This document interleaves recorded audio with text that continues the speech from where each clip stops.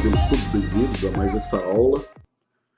Hoje nós veremos um pouco a respeito da liderança situacional.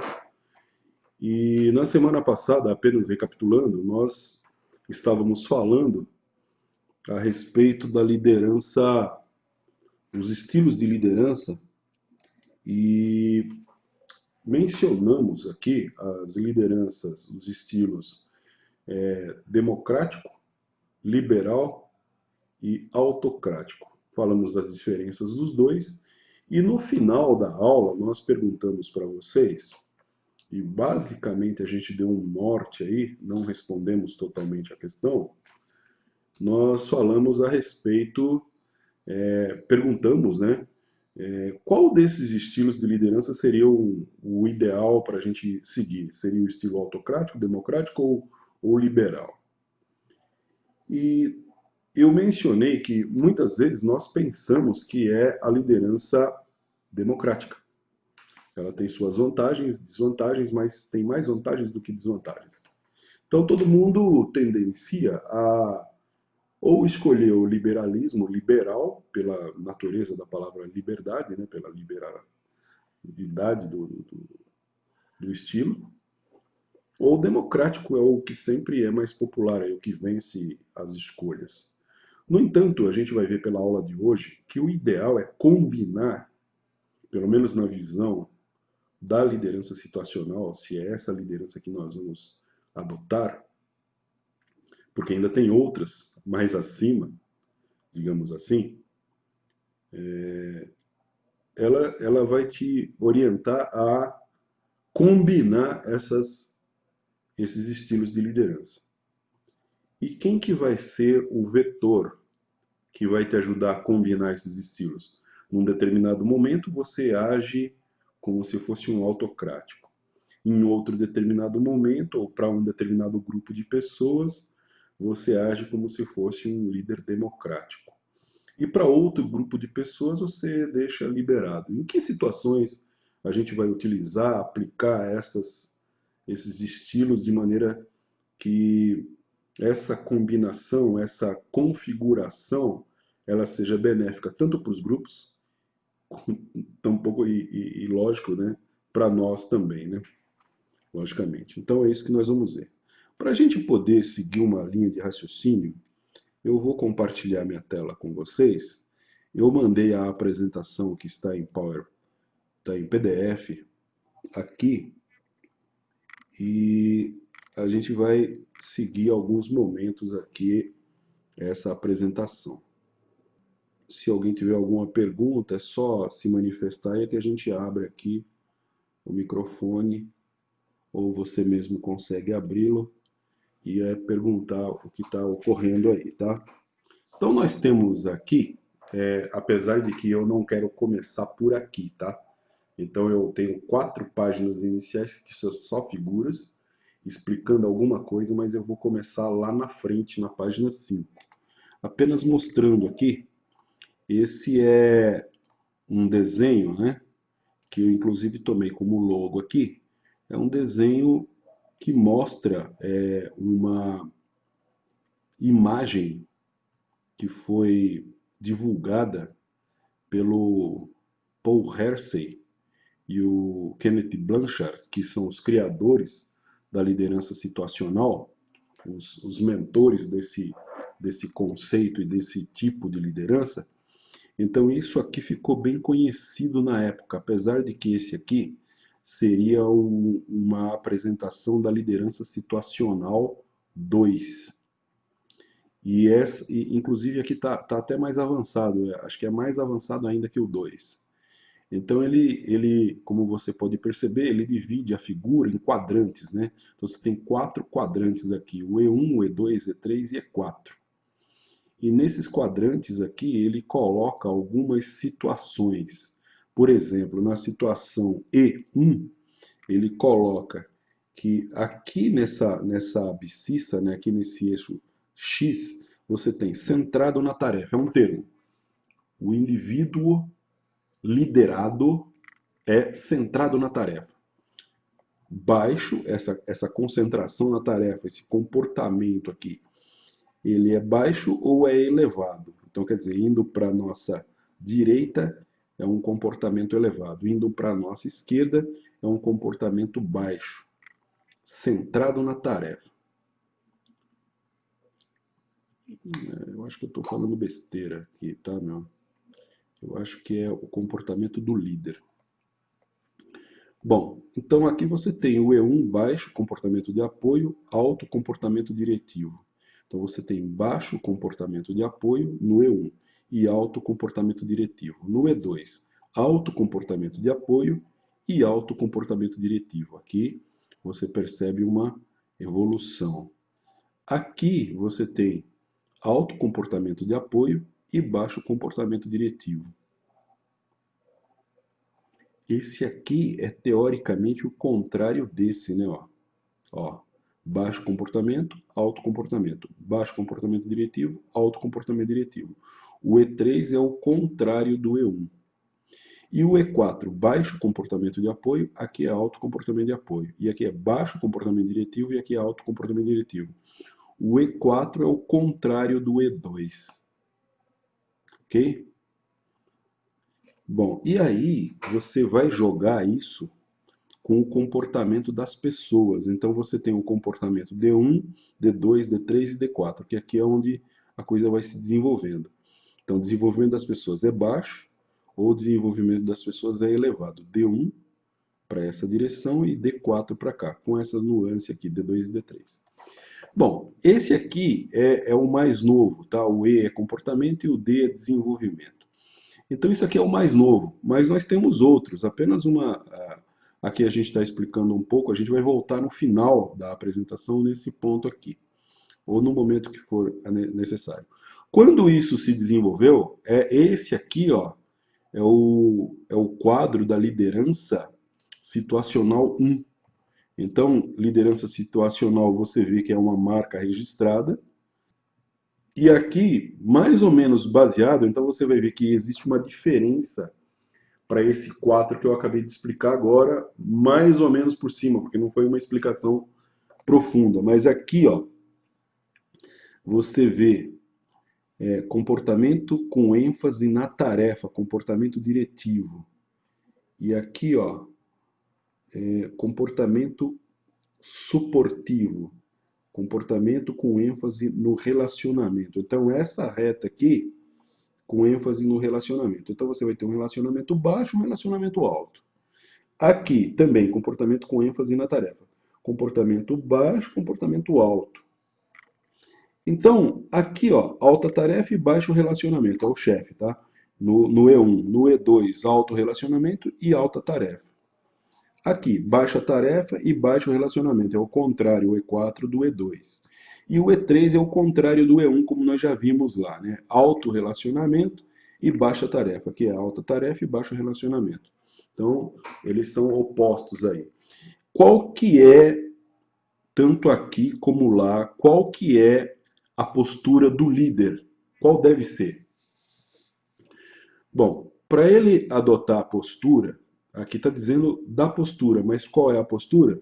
Ele vai olhar aqui embaixo. Ó. Dependendo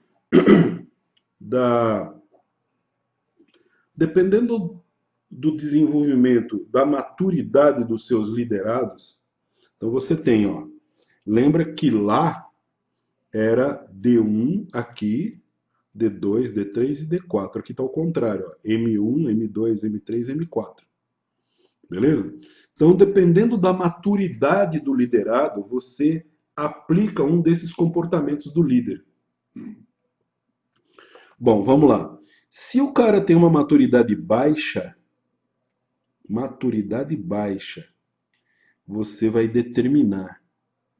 E o que significa determinar? Alta tarefa e baixo relacionamento. Determinar é você ser autocrático, você vai mandar mesmo. Vai ficar em cima do cangote do cara, vai determinar o que ele deve fazer. Beleza?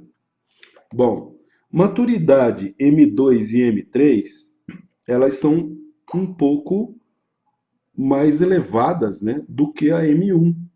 Então, se o seu liderado tem maturidade M1, você determina. Se ele tem M2, você vai persuadi-lo, ele precisa ser convencido. Você precisa convencê-lo de que é aquele cara que você chega, bate nas costas, precisa de um apoio ali, né? Precisa de uma motivação, um empurrãozinho, entendeu? Bom, um cara mais avançado ainda do que esse, que tem alguma necessidade de apoio, de motivação. Aí você vai usar uma tática que é o compartilhar. Você vai usar, por exemplo, se você vai passar uma tarefa para ele, você vai usar argumentações que o façam se sentir. Na verdade, para todo mundo você faz isso, mas em particular esse indivíduo, ele precisa se fazer assim importante, né? Ele é o que vai solucionar para você. Você está compartilhando algo seu com ele, entendeu? Para que ele possa solucionar com eficiência. E você está confiando nele, por quê? Porque ele é uma pessoa que faz a tarefa muito bem feita, né? Então já é da pessoa aquilo. Você não precisa ficar muito motivando, mas você vai usar um relacionamento bem próximo dele aí. E aqui no M4 a maturidade é alta. Quando que você encontra seres com maturidade alta? E você vê um detalhe que é nesse ponto que as lideranças elas erram. Porque aqui na maturidade alta, que é essa parte cor-de-rosa que está aqui, o liderado ele tem maturidade alta, como estamos falando.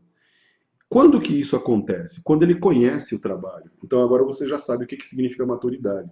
Ele conhece muito bem o que ele está fazendo. Um grupo de professores, um grupo de cientistas, um grupo de técnicos de um departamento técnico. Você não vai determinar para esses caras o que eles devem fazer. Você vai delegar, que é diferente. Delegar é diferente de determinar. Então você vai delegar, definir lá com ele, junto com ele, o prazo, que é o que você faz aqui no compartilhar também, para dar aquele lance de que, olha, você está responsável, você é a pessoa que vai fazer esse negócio explodir. Muito bem. Então você tem um grupo de professores, um grupo de cientistas, um grupo de técnicos, um grupo de pessoas que têm autoconhecimento do que estão fazendo, do que estão encabeçando. Eles sabem o que eles estão fazendo. E eles também têm uma performance boa. Então não adianta você entrar lá como autoritário. Além de passar vergonha, eles podem te queimar o filme também. Entendeu? Você vai se queimar como líder se você usar. Não que não possa, não é adequado. Agora, esse grupo de líderes aí, o interessante é que você pode pensar assim, então os caras são tudo, já estão por dentro do que devem fazer. Sim, mas a liderança ainda é necessária. A liderança ainda é necessária. Então você delega e você acompanha o prazo. Delega e acompanha o prazo. É sempre esse lance. Delega, espera, acompanha prazo. Lembra, coloca como protocolo do projeto, não como protocolo seu, protocolo do projeto, avisar quanto tempo está faltando para terminar e se a pessoa quer negociar mais prazo. Normalmente, essas pessoas também não vão negociar prazo, elas vão terminar um pouco antes. Mas, basicamente isso. Então, aqui, a pessoa que precisa ser definido por ela o que ela deve fazer, se determina, é no meio é o lance do autoritário. Aqui no miolo é o democrático. E aqui nesse flanco você vê que aqui você tem o autocrático e aqui você tem o liberal. Totalmente liberal. Você não vai ser democrático e você não vai ser autocrático. Você vai ser liberal. Com quem? Com quem tem maturidade alta. Beleza? Então esse é o lance. Se você entendeu o que é autocrático, democrático e liberal, ele funciona nesse quadro aqui. E aí ele coloca algumas palavras para nos ajudar, né? Você vai determinar se o cara tiver maturidade baixa, você vai persuadir Se ele tiver uma maturidade M2, você vai compartilhar, se tiver uma maturidade M3, e vai delegar se tiver uma maturidade M4. O que é uma maturidade M4? O cara conhece o que ele deve fazer, ele é alto, tem uma excelente performance no que vai fazer, sabe bem o que vai fazer. Então não adianta entrar um autocrático ali naquele flanco ali, no cor-de-rosa. Não adianta. Vai se queimar, entendeu? Vai desafiar, o cara que conhece vai desafiar a sua autoridade. E aí você vai estressar, vai gerar tensão ali. Muito bem. Bom, mas como aqui eu falei demais, tá? Mas já fomos direto ao assunto. Não queria ir direto ao assunto, mas acabei indo direto ao assunto. Bom, em meados do século XX, ou seja, no começo do século XX, e após amplos estudos realizados no âmbito da pesquisa dos comportamentos de liderança, uma ideia alternativa começou a ganhar forma. A liderança começou a ser vista como a maneira de proceder derivada da relação existente entre o líder e as pessoas do grupo. Assim, passa-se a considerar que não é posse de certos traços, como a gente viu nas lideranças passadas, o líder carismático, aquelas coisas todas, não é a posse de certos traços que contribui para o sucesso dos líderes, mas antes a capacidade em adequar os comportamentos às exigências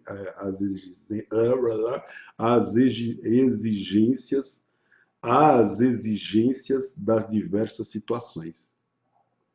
Então, as situações exigem uma postura do líder, um comportamento. Isso eles descobriram, então, estudando, né? O ponto mais importante dessa teoria é que a eficácia da liderança depende tanto da situação em que o grupo se encontra, quanto do líder. Um estilo de liderança não é em si mesmo melhor ou pior do que outro. Nem tampouco existe um tipo de comportamento em liderança apropriado para todas as condições. Dessa forma, quase todo mundo poderia ser capaz de ter sucesso como líder em algumas situações e quase todo mundo está apto a falhar em outras. Caso queiramos melhorar o desempenho organizacional, devemos lidar não somente com o estilo do líder, mas também com os fatores que promovem a influência sobre ele. Então, isso é de Fiedler, de 1967. E aí ele fala aqui um pouco da teoria do caminho objetivo, Pat Gould, dentro do enfoque contingencial, porque isso tem uma história, né? A história da engenharia da produção, por exemplo, a história da produção, a história da industrialização, a história do mundo da produção vem com todo esse avanço aqui, né, da busca pelo comportamento, essas coisas todas. Dentro do enfoque contingencial surge mais uma teoria ressaltando a importância do liderado como um reduto motivacional dentro do processo de liderança, a teoria do caminho objetivo. Então isso é uma coisa histórica, né? É pouco conhecido no Brasil, mas muito valorizada dentro dos contextos americano, canadense e europeu. Então, esses estilos de liderança, eles surgiram e eles foram sendo substituídos, digamos assim, por estilos novos, estilos mais efetivos, né? Bom, segundo essa teoria aqui, ó, a teoria do caminho objetivo, os subordinados se sentirão motivados e cada vez mais motivados com o comportamento do líder. Então, os liderados, eles se espelham no líder. Ah, você fala assim, né? Quando você fala assim, o líder tem que dar o exemplo, onde você está se baseando nisso? Você está se baseando na teoria contingencial e, em particular, numa teoria chamada teoria do caminho objetivo. Teoria do Pat Gould, né, que é a meta, né? Então é isso. Na medida em que esse mesmo comportamento comprovar de forma objetiva que traz uma contribuição decisiva em favor do atendimento das expectativas desses liderados. Então, é aquele líder que dá o exemplo e esse exemplo ele contribui de alguma forma, dentro das expectativas, o que os liderados esperam dele. Então, é aquilo que é natural da pessoa, né? Ou aquilo é algo já pensado, mas isso, de certa forma, vai contribuir e atender às expectativas dos liderados. Na sua essência, ela propõe que os subordinados farão aquilo que desejarem os líderes, caso eles façam duas coisas. Primeiro, devem assegurar que os subordinados compreendam como atingir os objetivos do líder. Então, se você tem um objetivo dentro da empresa a ser atingido, a ser conseguido lá, você vai explicar claramente isso, quais são os objetivos para os seus liderados. Segundo, qual é a segunda coisa? Que ele falou de duas coisas. Segundo, esses líderes devem prever que os subordinados cheguem aos seus objetivos pessoais nesse processo. Então, para que isso funcione, você deve também, de certa forma, deixar claro, não fazendo promessas, logicamente, né? Mas você deve deixar claro que aquele objetivo cumprido vai fazer com que algum objetivo pessoal também ocorra, também aconteça. Então, tipo assim, né? Muitas vezes é mencionado algum tipo de ganho, né?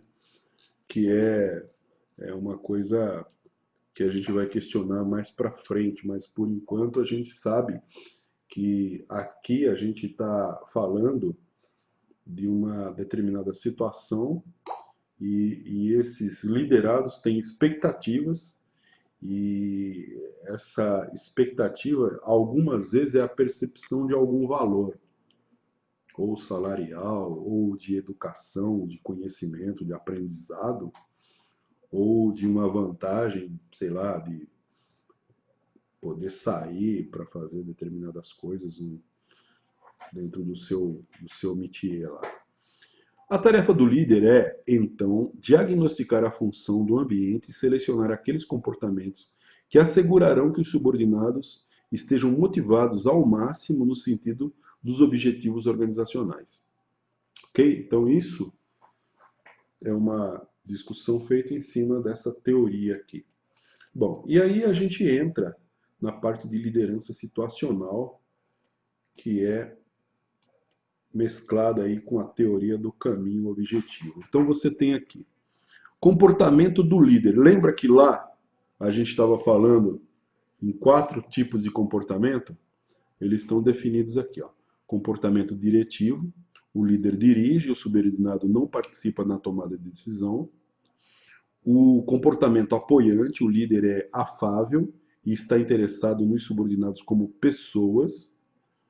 Terceiro, o líder é participativo, o líder pede, recebe e utiliza as sugestões dos subordinados para tomar as suas decisões. E o quarto, orientado para os resultados. O líder estabelece objetivos estimulantes para os seus subordinados e demonstra-lhes confiar em que os podem alcançar, que os subordinados podem alcançar aqueles objetivos. Então você tem fatores de contingência ambiental, a estrutura da tarefa, o sistema de autoridade formal e o grupo de trabalho. Então você vai estabelecer um grupo de trabalho, você vai ter a tarefa, né? A tarefa normalmente vai ter uma estrutura. Vamos falar um pouco a respeito disso mais tarde, né? E o sistema de autoridade formal. Fatores de contingência, isso aqui é do ambiente. Fatores de contingência dos subordinados. Capacidade de controle. Em português de Portugal coloca controlo, né? A experiência e as capacidades. Então, os subordinados vão demonstrar, vão ter alguma experiência e capacidade de controle. E os resultados está relacionado ao desempenho e à satisfação dos liderados. Muito bem, então aqui tem mais um. Vamos sumir um pouco aqui. Aqui tem mais um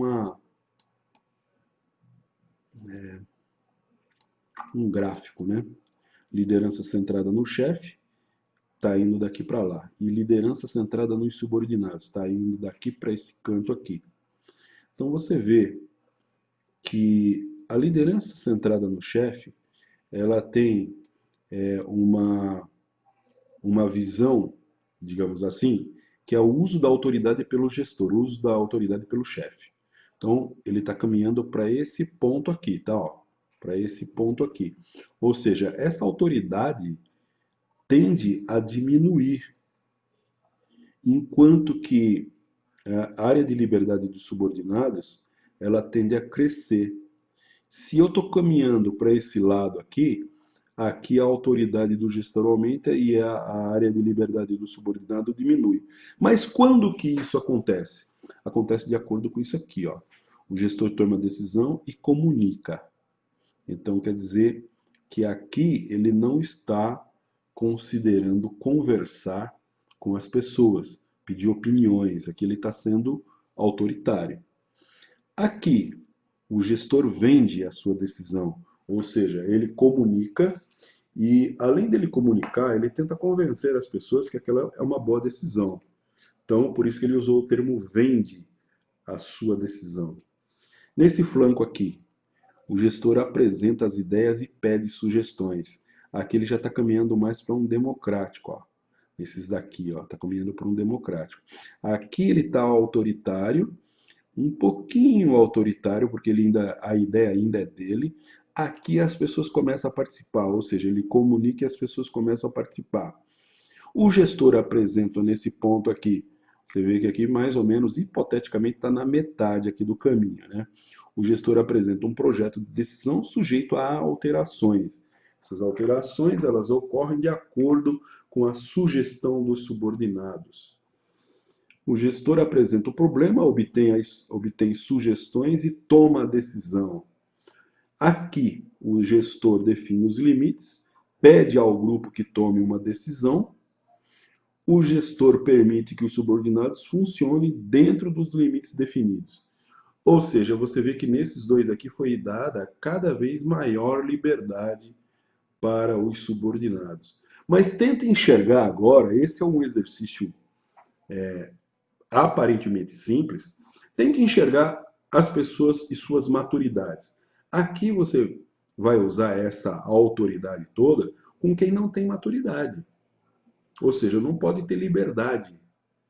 À medida que você caminha para um grupo de pessoas com mais, digamos assim, entre aspas, porque não é esse o termo, com mais consciência, ou, em outras palavras, com mais maturidade, aí você pode deixar a pessoa mais livre.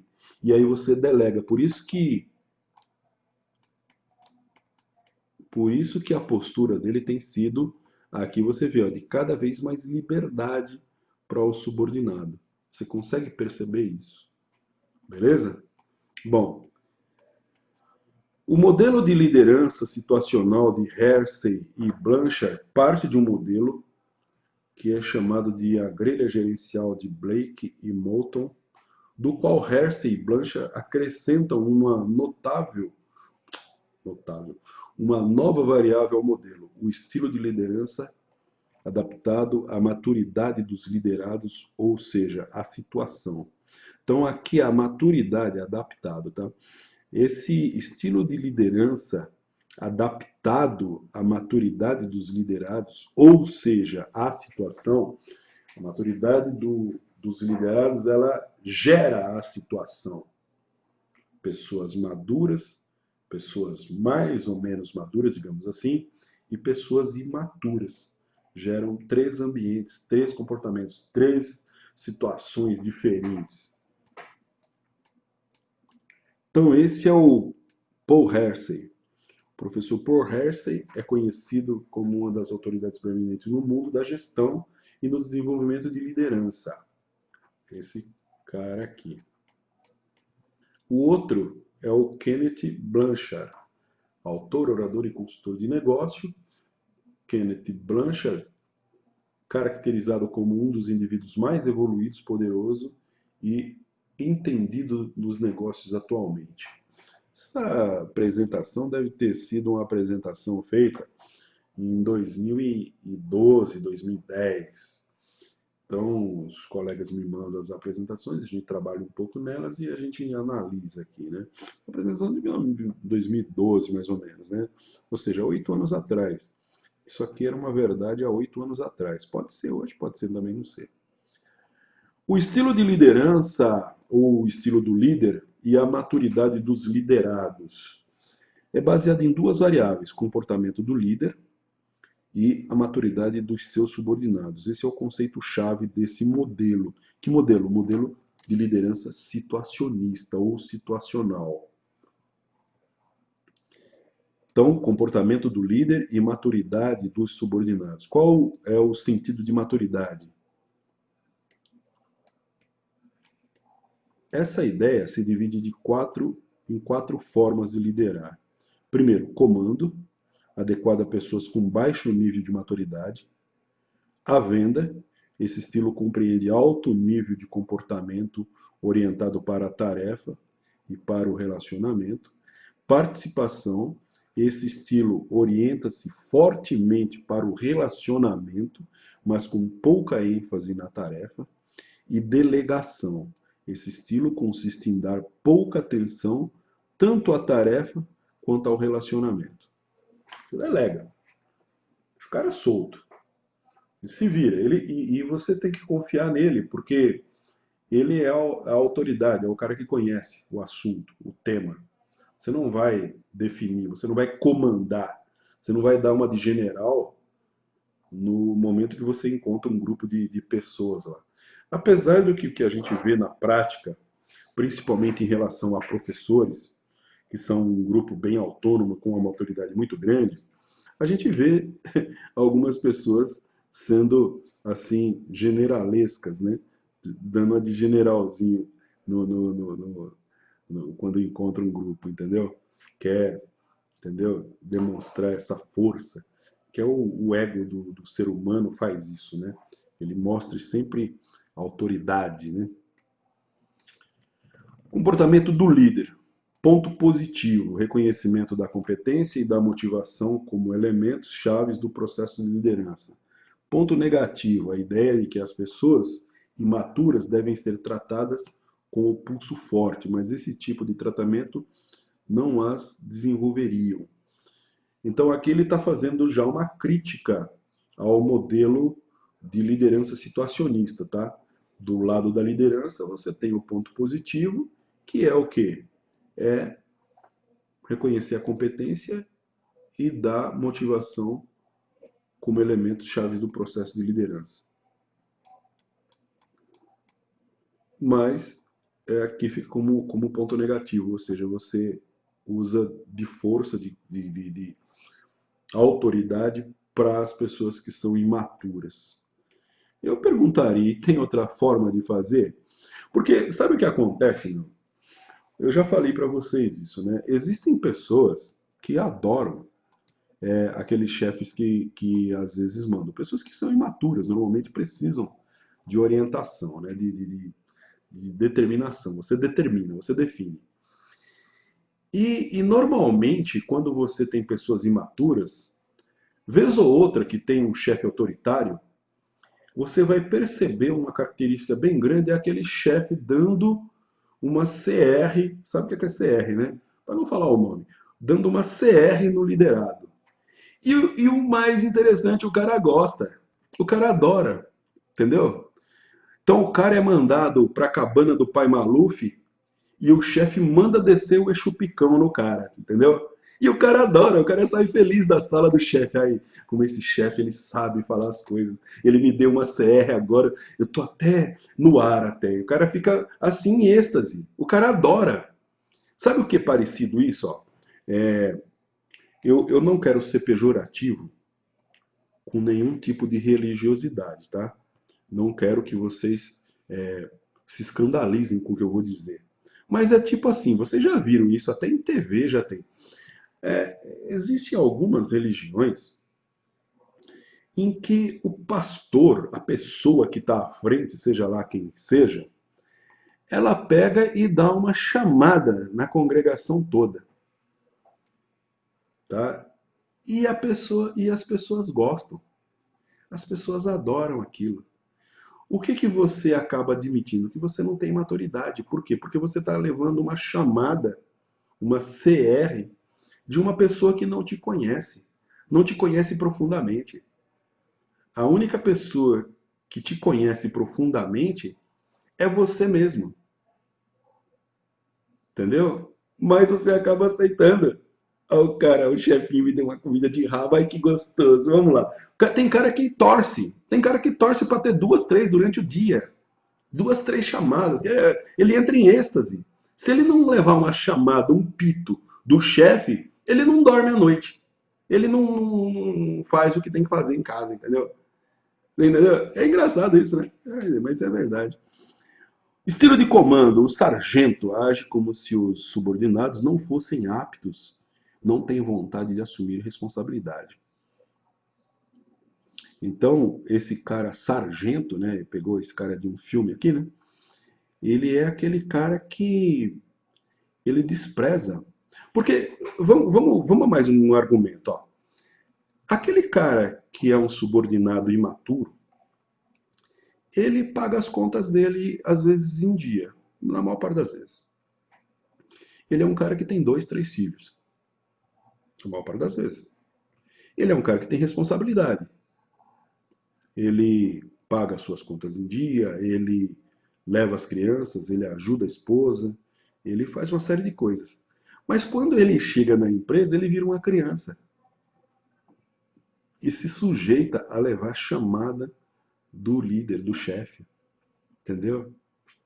Às vezes é para não contrariar e às vezes é para não gerar polêmica, às vezes é para não entrar em confusão, ele acaba absorvendo aquele monte de coisas que o cara diz ali. E às vezes o cara, que é o líder, ele percebe que a pessoa depende daquele trabalho, que ela não quer ser mandada embora, aí ele pega e humilha, entendeu? Tem essa vertente também. Então, quando nós estamos falando de tudo isso aqui, turma, é preciso que o chefe, primeiramente, ele tenha uma maturidade muito grande. Ele precisa ser uma pessoa madura, com as emoções estáveis, ter estabilidade emocional. É uma das primeiras características que eu julgo que um líder deve ter. Estabilidade emocional. Empatia, se colocar no lugar do outro. Porque mesmo a imaturidade aqui que nós queremos divulgar, pegando todas essas vertentes aqui, de estudos aqui, a imaturidade é a imaturidade do cara que não conhece bem o que ele vai fazer, o serviço, ele não tem aquela motivação. Então é preciso que o chefe vá lá e dê uma força, o chefe como um facilitador. Ele determina, mas ele ensina o serviço. Qual que seria o ideal? O ideal seria de que o cara migrasse, você fosse dando força a ele, já que você possui, você é líder dele, você fosse dando força à pessoa para que ela saísse do M1 e fosse lá para o M4, ou quem sabe até maiores aí, né? Depende da filosofia que a gente estiver utilizando. Se a gente utilizar a teoria da dinâmica da espiral, aí vão ser 7 níveis, não vão ser 4, que nem o Paul Hersey e o Kenneth Blanchard disseram. Serão 7 ou 8 níveis aí que você tem para o cara sair da imaturidade, do ponto mais grosseiro, né? Do cara deixar de ser lá, de ser um dinossauro e evoluir, passar por uma evolução e chegar num ponto mais avançado das coisas aí, né?